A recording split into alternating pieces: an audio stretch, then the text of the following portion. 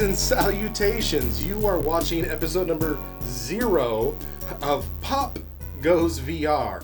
Pop Goes VR is a new show, a new format. It's VR180. We talk about VR pop culture, about the books, about the movies, about the games, about the hardware, about everything VR. VR is, exploding. It's popping. Maybe little pops, maybe bubbles, things like that. Maybe that's what's more appropriate. We're going to talk about those little bubbles, those little things. My name is Danthol. I have my co-host with me here, Ryan. How's it going, Ryan?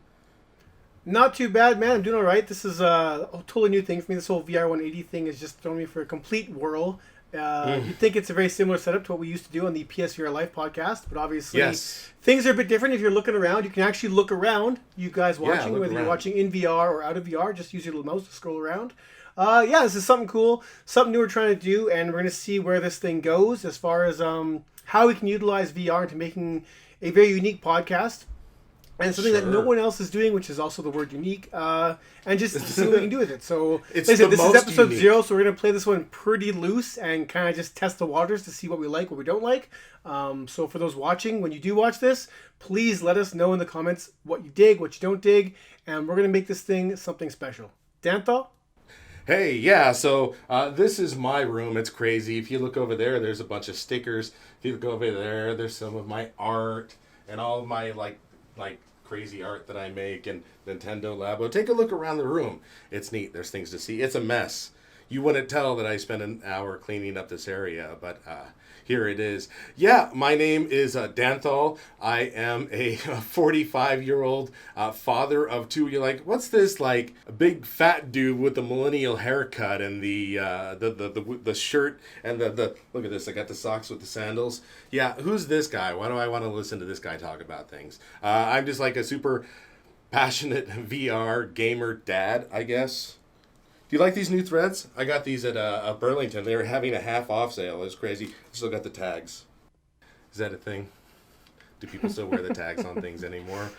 Crazy stuff. Yeah, this is May 30th, 2020. A lot of things going on in the world right now. But we're going to talk about virtual reality, give you a little bit of an introduction to us. We're going to talk about our favorite VR video game, and our favorite VR book, and our favorite VR movie. Maybe not in those order. I have notes over here I can take a look at and a mouse that I can scroll and see them with.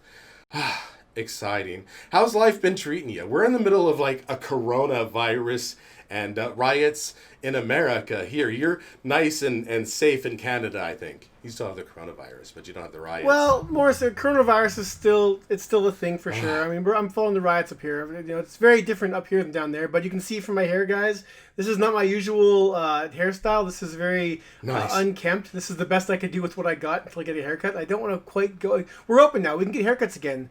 I just don't want to risk it just yet. I'm not really concerned about the risk. I mean, I'll be fine. It's the spreading it that I don't want to do. I have parents that don't want to, do with that. So right now I'm still kind of on COVID lockdown, as it were. So yeah, I cut my hair myself. I have a pair of clippers and I cut my hair myself. You can see how it's messed up here in the back. Probably.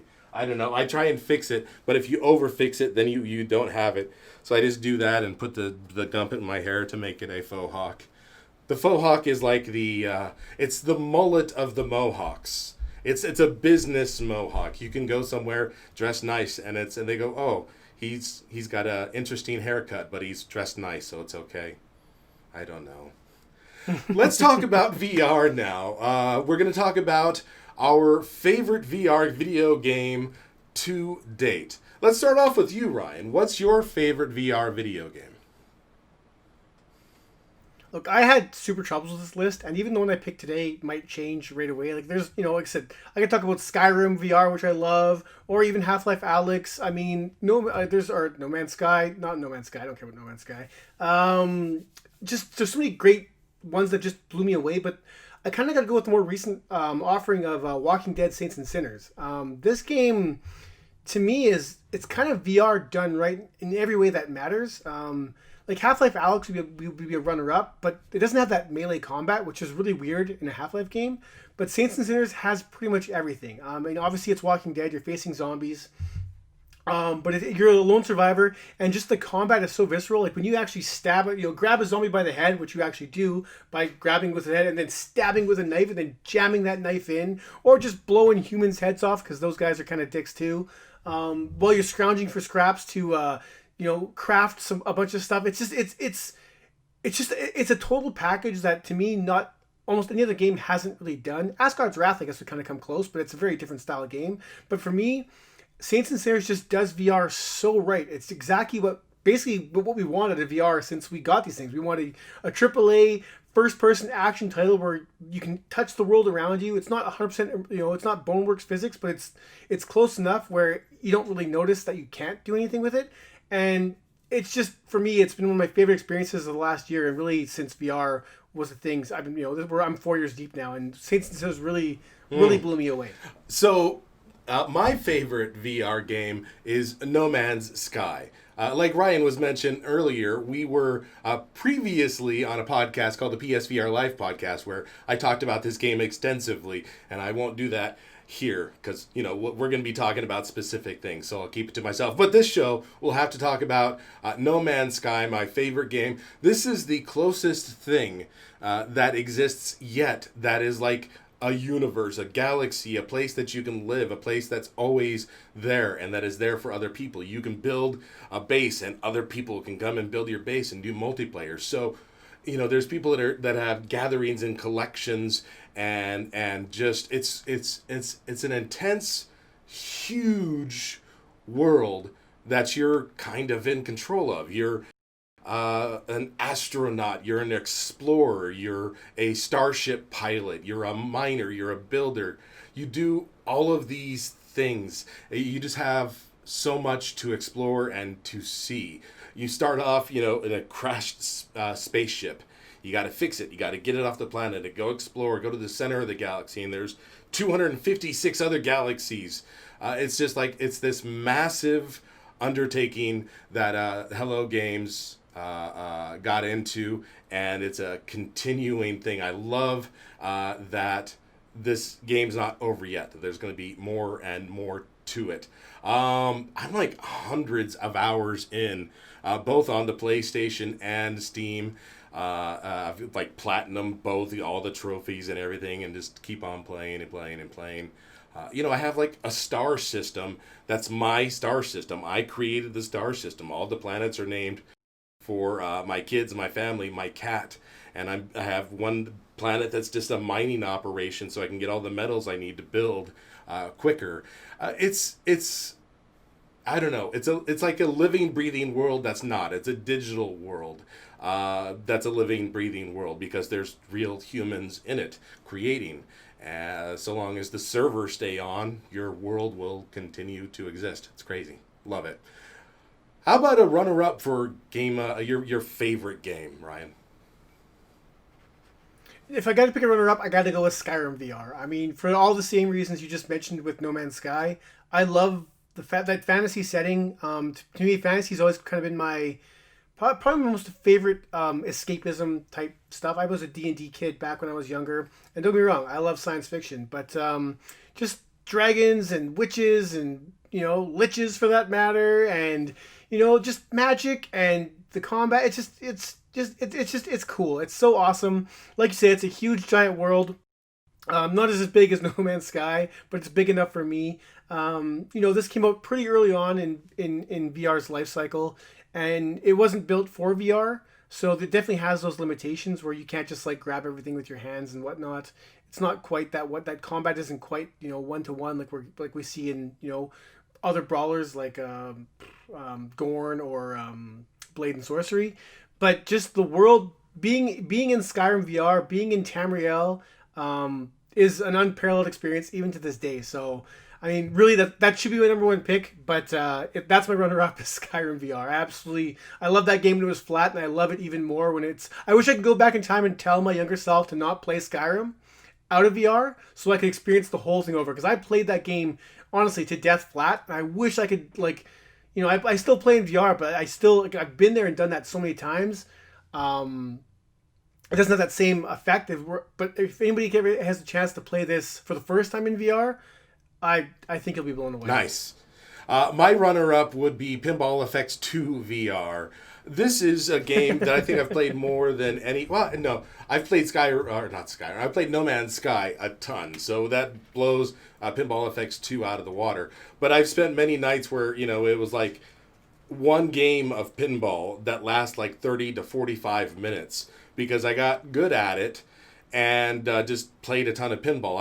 I'm still in the top 25 on the PSVR version of the Pinball FX2 and total wizard score.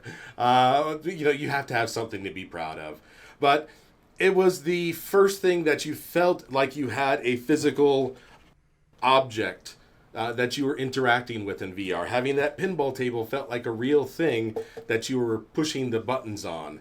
And if you get the controllers right, if you get here's a Windows mixed reality controller, if you get the controllers right, you can pretend you're pushing buttons and you can have, like you're holding a table, pushing buttons and stuff like that. So you can get that visceral kind of thing. Hook it up to a table, put the controllers there, and you feel like you're really in that environment. I guess the Zachariah pinball would be a runner-up to that, but we're not doing second runner-ups unless you want to do a second runner-up. And then we'll move on to our favorite movie. I have one question for you. Yes. I have one question for you. While playing VR pinball, it doesn't matter which game, did you ever lean a little bit too far forward in VR, thinking you could actually lean on the table a bit, or no? Your brain's already programmed to. No, I'm pretty careful about that kind of stuff. I haven't leaned into anything yet. To be honest, I do most of my stuff sitting, so that's not much of a threat, anyways. If you're going to be playing 45 minutes of a pinball table, you better be comfortable while you're doing it. True enough. Okay, so let's move on to our favorite VR movie. And in subsequent episodes, we may break these down a little bit further. That's our goal here. Right now, just introduce you to us, what our tastes are, and what kind of things that you can expect us to be talking about in the show, pop culture-wise. My favorite movie that's VR-themed would have to be The Matrix. I stumbled and I was like, no, is it this movie? Is it that movie? But there's been no other movie that's been as important to anything else as The Matrix when it comes to VR. You got your Lawnmower Mans, you got your other movies that were out there that were before that, but this one was the important one that really drove that people were like, yeah, I want that. I want to live inside of a computer in some way, shape, or form. The Matrix. My favorite part of the Matrix, like there's the Matrix movie, but I particularly like the Animatrix, the Renaissance, part 1 and 2. Just the breakdown of how the machines and the humans clashed until finally the machines enslaved the humans, and the whole story that seems to be told by the machines' point of view. Instead of the humans' point of view. But you seem to, like, it makes sense. The humans are dicks, and the robots are like, fine, I'm putting you in timeout for your entire life. After watching the movie, I think if I was Neo, I would have been like, yeah, give me the blue pill. Or I would have been, I can't even think of the names, dude, that made a deal so he can, live in the Matrix and be rich and everything. Cypher. There you go. Yeah. I might have taken that guy's deal, too. I mean, the real world sucks, especially the real world in the future. That's, worse than it is here. Look, I'm going to cut you off right now and tell you my favorite VR movie, which is also The Matrix, so we can talk about this together. Okay. And you're not wrong. The Resistance Part 1 and 2, phenomenal. I would have rather seen those built into full-on movies as opposed to the stuff we got after Part 1. Because they really wanted to put things in the real world, and the real world, like I said, the real world sucks. But seeing a prequel about the fall of humanity and the rise of the robots, I mean, not that we haven't seen that movie 100 times before, but it would have been cool to see that as opposed to just spoiler alert, watching Carrie-Anne Moss die for 20 minutes. I totally with you, man. The Matrix. When I say our favorite VR movie, this is our favorite movies that involve VR or take place in VR. And to me, I mean, looking at the runners-up for this kind of thing, nothing comes close to just how awesome The Matrix is. In my personal opinion, it's to me, it's a near flawless film. It's not an overly complex plot. Well, I should say it's actually pretty complicated. So complicated, Sean Connery had to turn it down. But Yeah, no, the Matrix is it's a juggernaut that to this day is still unstoppable. Oh, absolutely. And they're hopefully going to start filming the next one here soon. We've rumors online they're going to start filming in July. The script's there. We know who the cast is going to be. We don't know a whole lot of story details. There's fan made trailers.